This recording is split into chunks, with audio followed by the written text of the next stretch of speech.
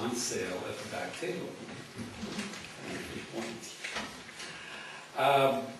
He's also the author of the play Nothing Means Nothing, which will be performed on May 30th. This afternoon, Larry will be reading The Last Ride, a chapter from the Making and Unmaking.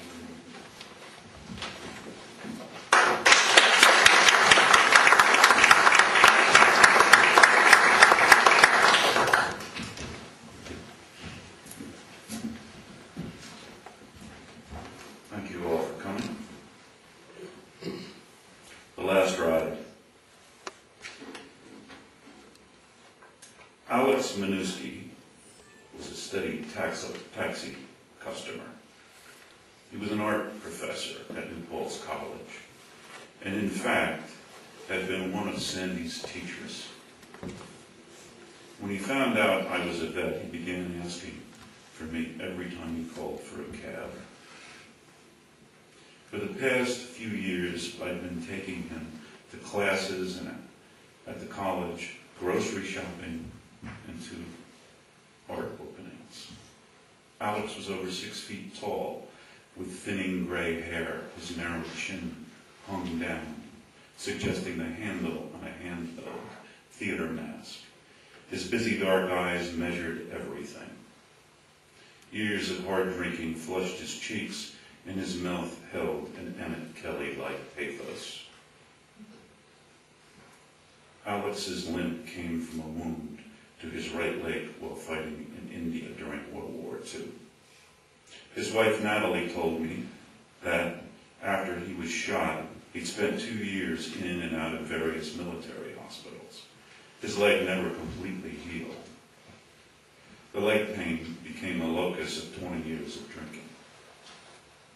Before coming to teach at New Paltz College, Alex worked in New York City as a picture framer. During this time, he continued his own painting. He also studied at the Art Students League. In the early 60s, he quit drinking cold turkey. Sobriety plunged him deeper into his artwork. He told me he painted with a vengeance, neglecting to sleep many nights, only dozing in the chair of the studio. Alex had been telling me for years about a remote island off the coast of Maine called Monhegan.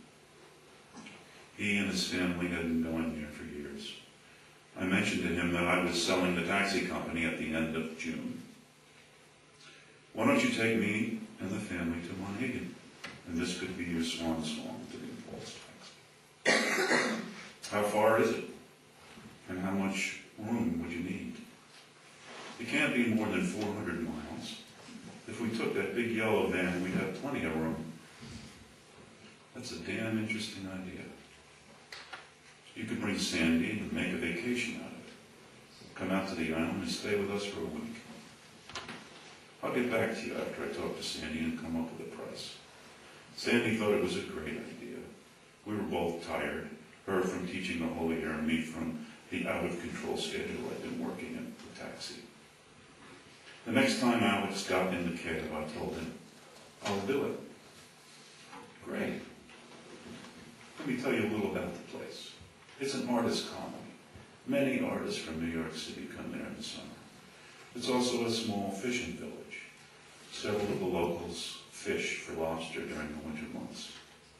You have to take a mail boat out to the island, and cars are not allowed.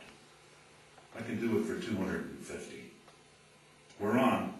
Pick us up early next Saturday. Pull up by the back door so we can load. This will not only be my last taxi fare, but the largest. When I pulled into Alex's driveway, all the legalities to sell the taxi were in place. If things weren't right, I'd return to sign papers. So what if the wheels fell off my taxi dreams? Like they said in the Corps, it don't mean nothing. During the first hours of the trip, we accomplished introductions. Sandy and Natalie had a common ground of both being art teachers. The conversation flowed naturally as little 9-year-old Andrew, Minuski's son, crawled into the taxi and fell asleep. Alex rode shotgun and started telling me about how he'd been one of Merrill's marauders in Burma. He gesticulated with his hands to make his points. If you'd been looking at us from outside the van, you'd think he was telling me about a fistfight he had. I'd seen a movie about Merrill's marauders and knew that only a few men survived. Alex had never spoken to me about the war before, and it felt good to be talking to a soldier. He described Burma's beauty, the colors and textures of the terrain. This vibrated pictures of Vietnam loosened my mind. After 8 hours of driving, we arrived at Port Clyde, a small town located on the coast of Maine. From there, we take the mail boat, the Laura B, out to the island. We parked the van on the lawn of a retired fisherman for $5 a day. Alex told us that trucks were the only vehicles allowed on the island. In the summer, they were used to haul guest luggage to one of the 3 hotels. In the winter, the trucks were used to haul lobster traps to the wharf where fishermen would unload them onto waiting lobster boats. The Laura B pitched as we steamed out beyond the sight of land. Sandy and I held the rail. Alex and Natalie kidded us about not having sea legs.